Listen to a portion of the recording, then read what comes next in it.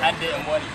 ta yaya za a she wai kwaralo ba ya shigo Najeriya duk kun dauki wani abu kun sa kun toshe hanshin ku da bakin ku ba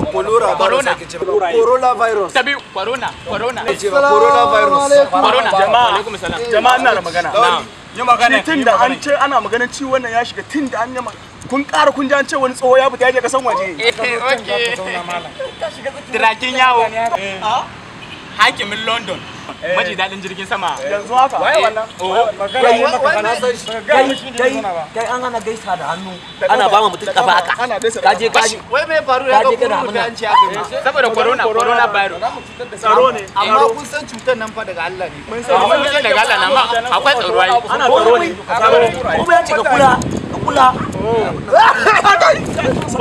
ya kuna ta kallo na